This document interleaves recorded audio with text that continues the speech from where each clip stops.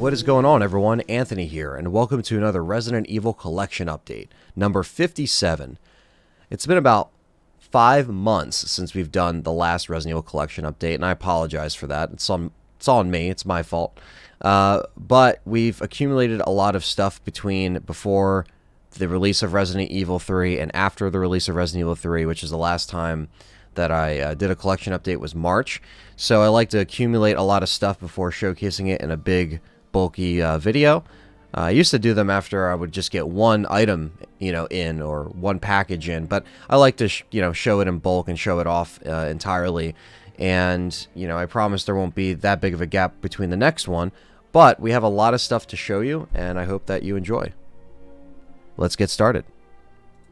The first thing we have up is Resident Evil 3 Nemesis, the Toys R Us exclusive holographic cover, if you will.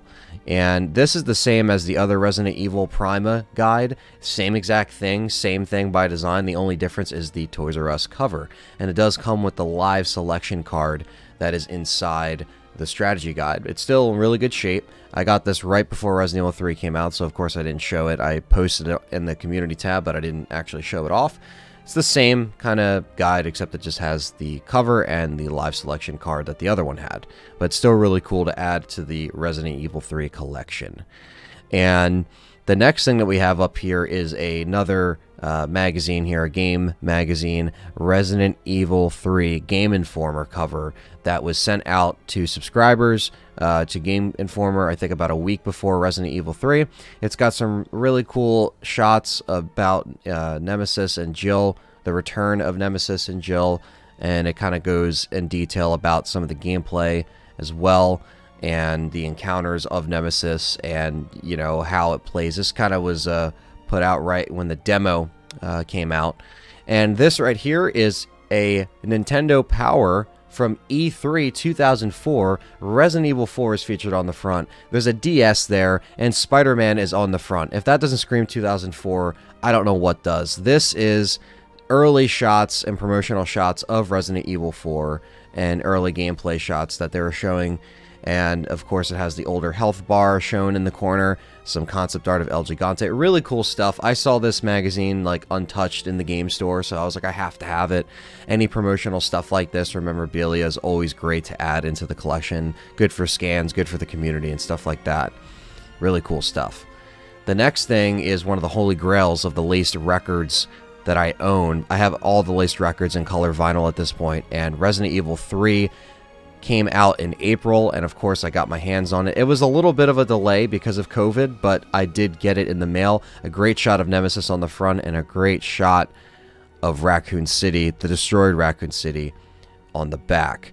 And the great thing about this colored vinyl is the not only Type 2 Nemesis punching through the middle gatefold, but the purple vinyl with the clock in the middle, which is really cool. It looks nice and it sounds great. I'm going to show a sound sample here in a second. So this is side A of the first record. It's a 2 LP set, a little bit of a bigger soundtrack, and this is the back of it.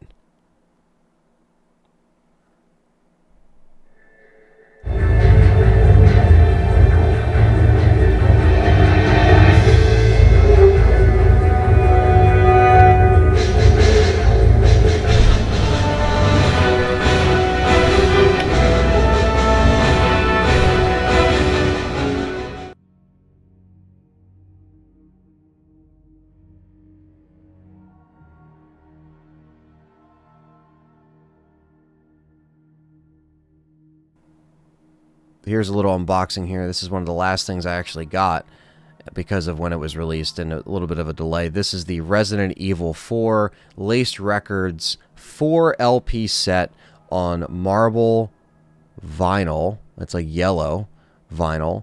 Gold, if you will. Not even yellow. It's like gold. This is me unpackaging it here. And the little spine for RE3 was the Gravedigger. With this, it is the Parasite Ganado on the spine, but the front cover, of course, is the Chainsaw Ganado, which is really cool, really vicious looking. Always love the look of their covers. And This is a bit of a thicker box because of the 4 LPs that are inside. So this is a good look of the spine here. I'll show that here. That is just showing you the it's gold on there. If you get the normal black vinyl variants, then these little spines are a different color. So this just kind of shows that you have the colored vinyl. And on the back, we of course have El Gigante looking awesome on the back there with some trees in the back of him. Looks really cool. If you open it up here, this is actually kind of a throwback to the UK artwork of Resident Evil 4 with the Chainsaw Man standing in the woods. Really creepy and really fucking awesome to include that in the vinyl set. When you open up all the vinyls to the right here, there's 4 sleeves. The first one has the big cheese on the front, as you can see, and it covers the village part of the game with sides A and B. You get the burning body in the background with one of the Ganados ready to swing at you in the back. Looks really fucking cool. The way they broke it down is cool. So there's 2 LPs in there. And then, of course, we have the castle section of the game with the Garrador here with the claws. And again, great artwork. I love the detail of this. And, of course, if you flip it around, it shows the castle part of the game, and the sides C and D cover all the songs from that part of the game that you hear, every part of the soundtrack, which is really cool. Really neat stuff. And you already see the Regenerator lurking in the shadows in the background there. This is the Regenerator, or the Iron Maiden, actually. This is the Iron Maiden with the spikes sticking out of them. And this is covering the lab part of the game. Of course, that's the lab in the back there where you meet the Regenerator right before you get to the island, of course. And when we get to the island section of the game, this is, of course, Krauser right here. And they chose Krauser to put on the front of this one, which is cool. And this covers like the very last half of the castle, or the island rather, not the castle, but the island of the game, with sides G and H.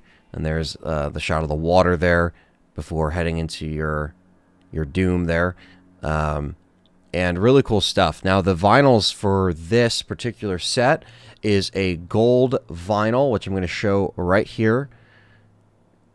Some of these have bullets or Leon or Krauser's knife in the middle. This one has Ada's little butterflies on it, which is kind of cool. So with each little set, there's like different designs on it as well.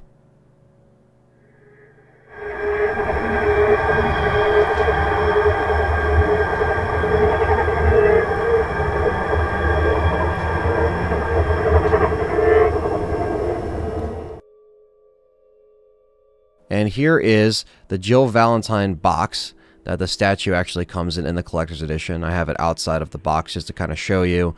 And this is the Resident Evil 3 Xbox One collector's edition that I did unbox on stream at the end of the Legacy series while we were streaming for, 28, 29 hours or however long it was. I opened this after our first playthrough. So I did already show this on the channel, but I figured, all right, let me show it in the collection update, of course, because you have to. There's the case with the digital soundtrack voucher. Boo, it's not physical. Only Japan gets physical for some reason.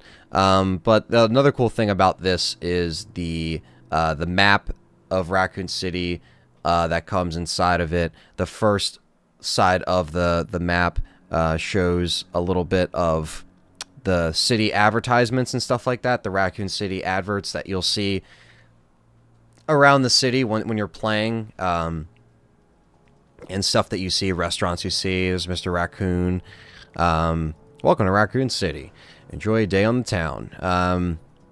Some Toy Uncle ads, bobbleheads, stuff like that. Really cool. What I like about this specifically is the fact that you can flip it around and it's like Raccoon City streets, but it's all like notes of survivors and